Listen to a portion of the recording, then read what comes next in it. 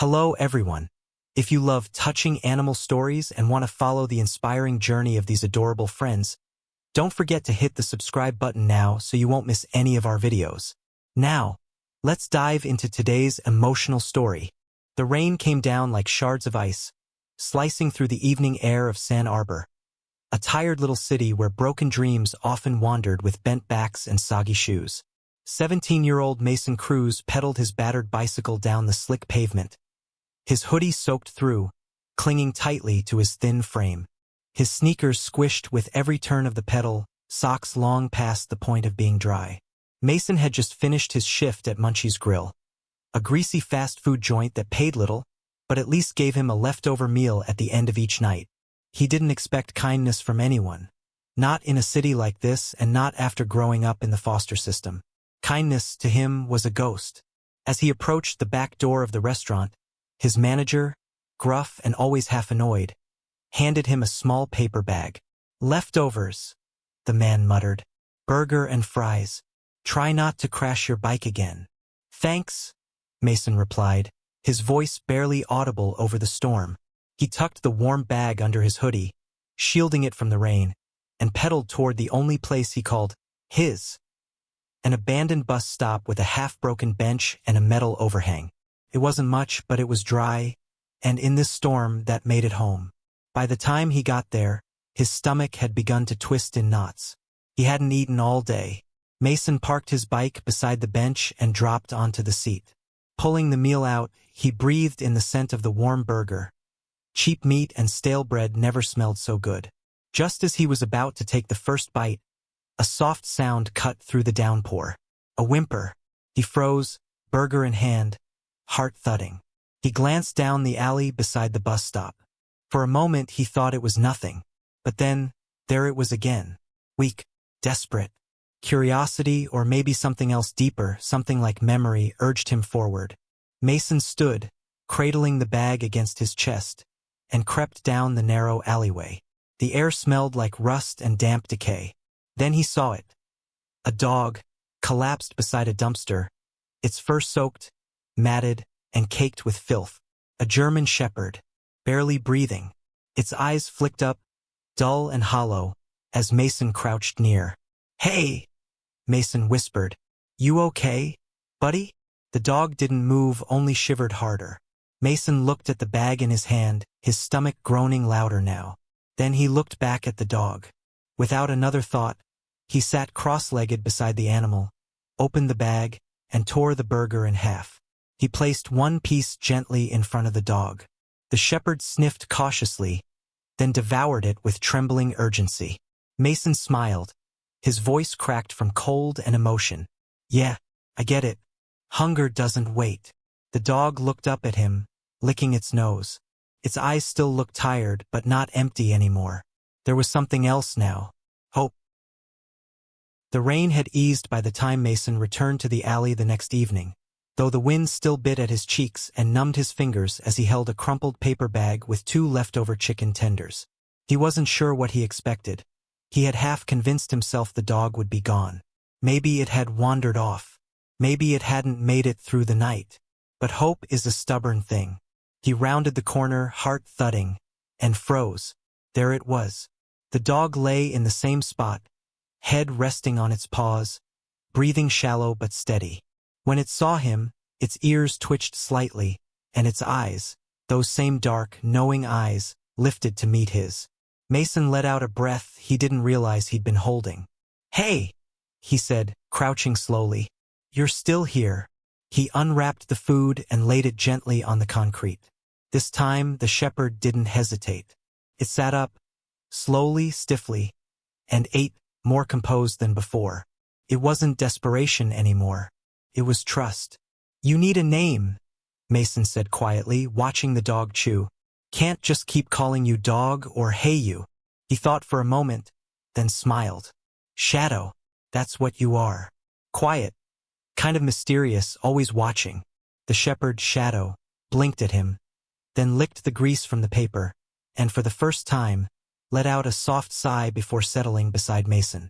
Mason didn't move. He just sat there, the dog's head now leaning gently against his leg. For the first time in days, maybe weeks, he didn't feel so alone. From that night on, Shadow began to appear wherever Mason went. He never followed too closely, always keeping a little distance, never getting in the way. But he was always there. When Mason made deliveries, Shadow waited nearby. When Mason got off work late at night, Shadow appeared at the corner, tail wagging faintly. At first, Mason was nervous someone would shoo him away. But Shadow was smart. He knew when to hide, when to stay still, and when to move. He never barked, never growled. Just followed, protected, existed. They formed a rhythm. Mason would save scraps when he could. He'd sit with Shadow under the same bus stop bench. He'd talk to him about school, about life, about his dreams. Ones he rarely admitted to anyone else. But not everyone liked strays. One night, Mason exited the back of Munchie's to find his manager waiting. "What the hell is that mutt still doing around here?" the man snapped, pointing at Shadow, who stood a few feet away in the shadows. "He's not hurting anyone," Mason replied quickly, stepping in front of the dog. "He just waits for me." "This isn't a damn shelter," the manager growled. "One more time I catch you feeding that thing, you're out. You hear me?" Mason clenched his jaw and nodded. That night, after his shift, he didn't feed Shadow in front of the restaurant. Instead, they walked silently through the city, side by side. Mason stopped near the alley where they first met and crouched beside him. "You're all I've got, you know that?" he whispered, running a hand through Shadow's fur. "If they make me choose, I don't know what I'll do." Shadow leaned in, pressing his forehead gently against Mason's chest. Neither of them knew it yet, but life was about to change. For both of them. Forever.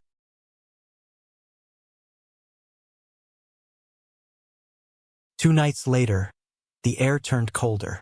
A sharp wind swept through the alleyways, slicing through Mason's hoodie like paper. He shivered, tucking his hands deep into his sleeves. Shadow walked beside him, his body alert, tail low, every sense scanning the darkness ahead.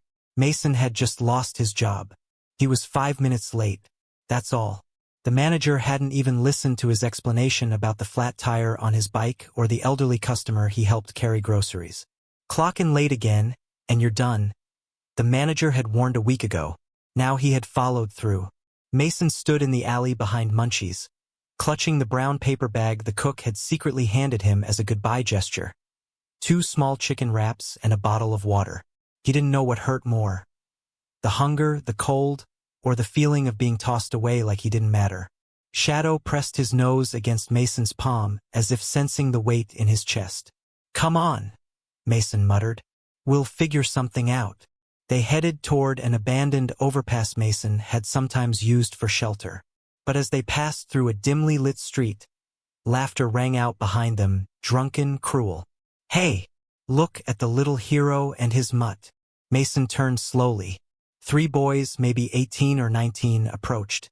Their clothes were tattered, their eyes mean and cold. "Got any food?" one sneered. "Or maybe a blanket for our new friend?" Mason instinctively stepped between them and Shadow. "We don't want trouble." One of them laughed. "Trouble finds strays like you, kid." Before Mason could react, the tallest one lunged, grabbing at the bag. Mason held on. A scuffle broke out. Pushing, shoving, adrenaline. Then a low growl. Shadow stepped forward, lips curled, fangs glinting in the streetlight. The sound that escaped him was unlike anything Mason had ever heard. Low, primal, protective. The tallest boy froze. "That dog's crazy." Shadow took another step forward, and the 3 stumbled back. "Freakin' forget it, man," one of them muttered. "Let's go." They turned and disappeared into the night. Mason's heart pounded. He dropped to his knees, arms wrapping tightly around Shadow. "You saved me," he whispered. Again. Shadow didn't move. He just stood still, letting Mason hold him, the rise and fall of his chest steady and calm. Later that night, they found an old shed in a quiet corner of the park. Mason laid his hoodie down for Shadow to sleep on, curling beside him. He gave the dog most of the chicken and ate just enough to keep the hunger pangs at bay. As he stared at the rusted ceiling, he whispered, "I choose you." Every time. But the world wasn't done testing him. The next morning, the orphanage director found them. Mason had snuck in to grab clean socks and some old notebooks he had hidden under his bunk. But Shadow had followed him inside, quiet as ever, until the hallway door creaked. "What is that?" the director gasped. Mason turned, Shadow standing behind him. "You brought a stray dog into the home?" she shouted. "This is a place for children, not filthy animals." "He's not filthy," Mason shot back. "He's clean. He's smart. He's family." The woman crossed her arms, lips tight with fury. "Then choose. Him or your place here." The hallway was silent. Even the kids who peeked from their rooms dared not say a word. Mason looked down. Shadow met his gaze calmly, ears slightly back. "I choose him," Mason said quietly. He didn't wait for the director's response. He turned, walked down the hall, and pushed the door open. Shadow followed, and the wind swallowed them whole. By midnight, Mason and Shadow were curled under the awning of a closed bookstore, the scent of old paper leaking through the brick walls. The city was quiet, too quiet, and the cold clung to Mason's skin like sorrow. He hadn't cried when they kicked him out. He hadn't cried when his stomach screamed from hunger. But now, with Shadow's steady breathing beside him and nothing but a thin blanket between them and the wind, his throat tightened. "How do we keep doing this, boy?" Mason whispered. "How much more can we take?"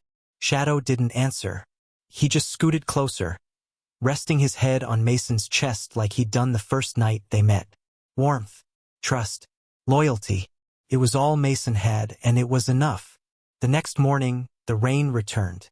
Not in soft droplets, but in hard, punishing sheets that soaked their clothes and chased them from one awning to the next. Mason's stomach twisted with each step, his body weakening. As they neared an intersection, a sharp cry pierced the air. Across the street, a young woman screamed as two men wrestled a satchel from her grip. She fought back, stumbling on the slick pavement. People walked past, heads down, indifferent. But Mason stopped. So did Shadow. "Not our fight," Mason said. But even as the words left his mouth, he knew he didn't believe them. He ran. "Hey!" he shouted, skidding across the street. One man cursed. "Mind your business, punk." But Mason didn't stop. He lunged at the thief's arm just as Shadow tore forward. Silent, fast, instinctive. The German shepherd hit the man square in the chest, teeth gripping his sleeve. The bag fell. The woman scrambled back. The second man took off running. The first thug swung wildly, but Shadow was quicker, dancing just out of reach. Within seconds, the man tripped, landing hard against the sidewalk as Mason snatched the bag and pulled Shadow back. A siren wailed in the distance. Minutes later, police officers arrived, breathless and soaked. The woman, trembling, pointed at Mason and Shadow. "They saved me," she whispered. One of the officers looked at Mason carefully. "You okay, kid?" He nodded. Shadow stood beside him, calm, ears forward. Then someone else approached. A tall man in a suit, silver hair wet with rain. "Is that Hunter?" Mason blinked. "Who?" The man dropped to one knee. "This dog. I know him. He was ours, mine and my wife's. He disappeared 2 years ago during a break-in. We searched for months." Shadow No Hunter moved closer, tail wagging slowly. Recognition shimmered in his amber eyes. Mason's heart ached. "So, he's yours." The man looked up at him. He was. But now, Mason braced himself. Then the man said softly, "I think he's yours now too." Confused, Mason stammered, "But, I'm just a kid. I've got nothing." "You have courage," the man said, standing. "And loyalty. And heart. Things money can't buy." He extended a hand. "Come home with us. Let us help you. You both deserve a second chance." Mason looked at Shadow Hunter, who leaned into his side, warm and steady. After everything, they might finally have a place. A home. He took the man's hand. Months passed. Mason now had a real bed, clean clothes, and 3 warm meals a day. He'd enrolled in school and helped at the family's security dog training center. Every morning, he and Hunter trained together, one boy, one hero. Their bond? Unbreakable. The boy who once fed his last meal to a starving stray now stood taller, stronger, loved. All because one act of kindness echoed louder than he ever imagined. At its core, this story is a powerful reminder that kindness, no matter how small, can ripple into something life-changing. Mason, a boy with almost nothing, chose to give his last meal to a starving dog. He didn't expect anything in return, but in that single act of compassion, he unknowingly opened the door to a destiny he never imagined. Shadow, later revealed as Hunter, wasn't just a stray. He was a soul in need, just like Mason. Together, they formed a bond built on loyalty, trust, and survival. They reminded each other that even in the coldest corners of the world, warmth can be found in companionship. This story shows us that heroes don't always wear uniforms.